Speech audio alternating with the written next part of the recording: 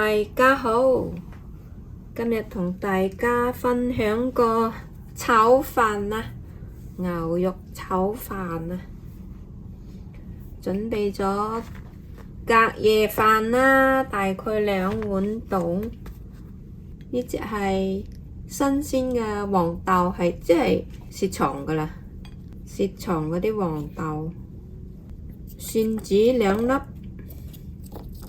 葱2條細細條，1盒西芹，少少紅蘿蔔，牛肉1嚿啦，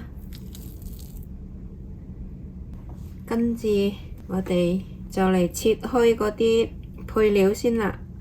我預早已經洗乾淨晒嗰啲配料㗎啦，切咗幾條葱先。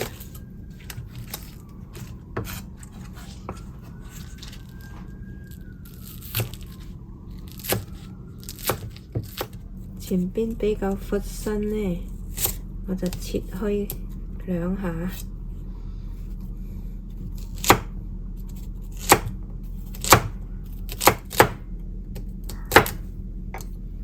全部都切粒粒啦，因為我嗰啲豆呢係一粒粒㗎嘛，所以呢就切粒啦，啲材料炒嗰時都好炒啲啦。紅蘿蔔切粒啦，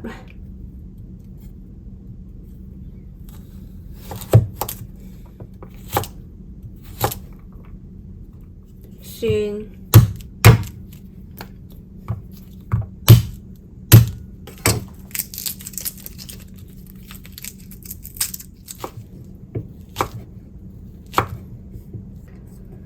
而家嚟切牛肉。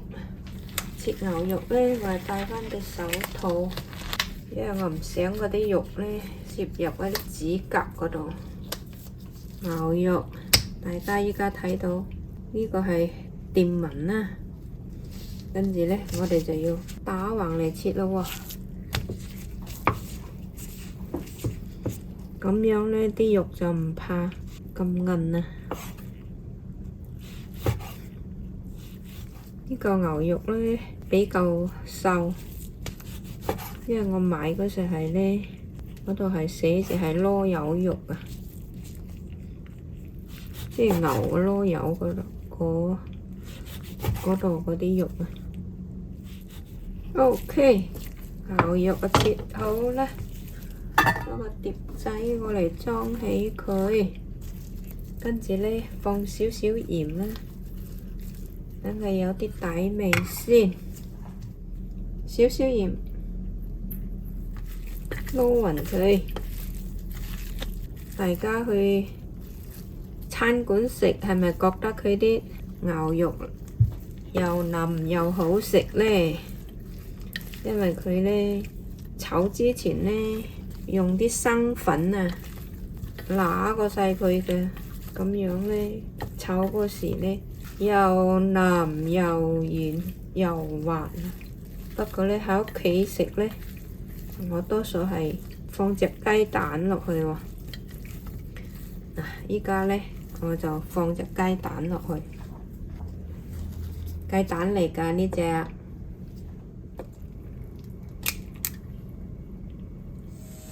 有啲人喺屋企煮食呢都鍾意用生粉醃嘅，但係我又比較鍾意用雞蛋咯，用雞蛋嚟揸下啲肉都好好㗎，都係好滑㗎。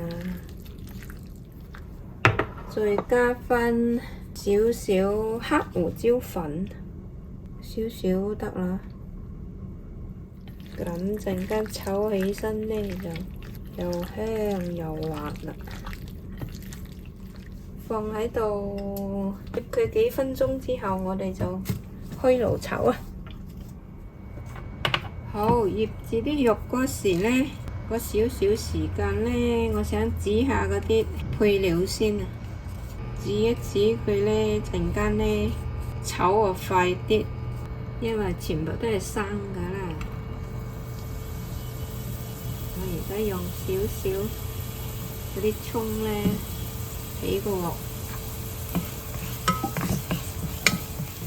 跟住咧放啲芹菜啊、紅蘿蔔啊、一啲黃豆粒啊，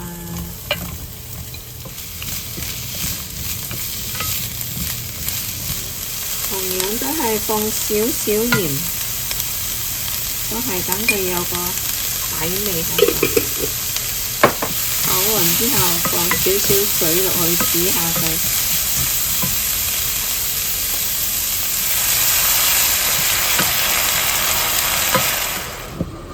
攞個湯煲嗰個佢攪一攪，跟住煮乾水佢就得㗎啦。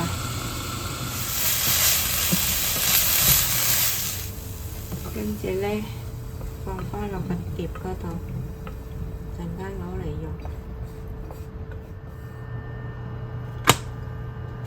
放啲蒜蓉起鑊，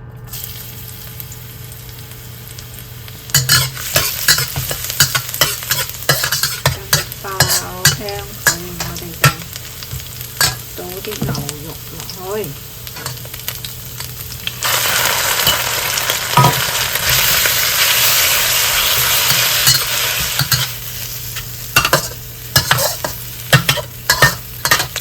跟住倒飯，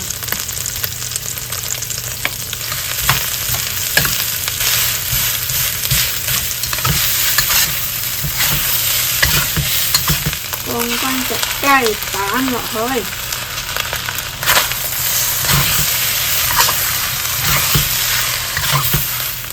豉油，我用呢個係黑豆豉油，所以咧就係將佢用佢就得㗎啦。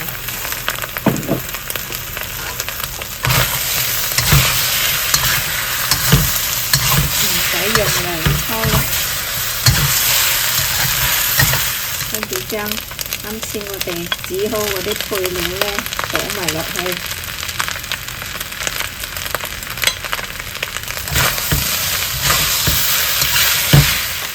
再加返張蠔油，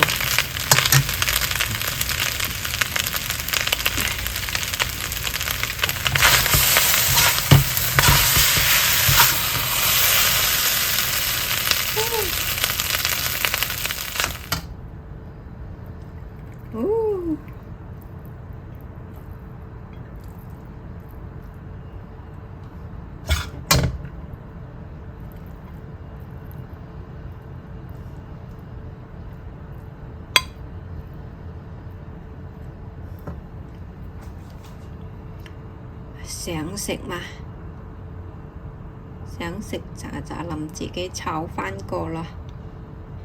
一個生炒牛肉飯完成，唔怕好濕，又唔怕好乾，啱啱好。因為我係用日本米咧。哇，好香，好好食啊！大家不妨試下炒，真係。大家唔使放嗰啲咩雞精啊、味精啊，咁啊已經好好味㗎啦，真係夠晒味道㗎啦。牛肉你炒嗰時咧，唔好炒到熟晒，倒飯啦，炒個幾成咁就得㗎啦。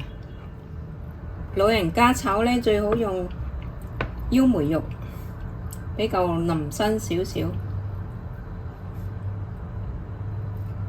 唔夠牙力嘅話，真係最好用腰梅，因為啲牛肉咧本身啦都幾韌下嘅。一個生炒牛肉飯，今日就分享到呢度，多謝大家收睇，謝謝觀看 ，Thanks for watching， 喜歡的加個關注，鍾意嘅唔該加關注啦，拜拜。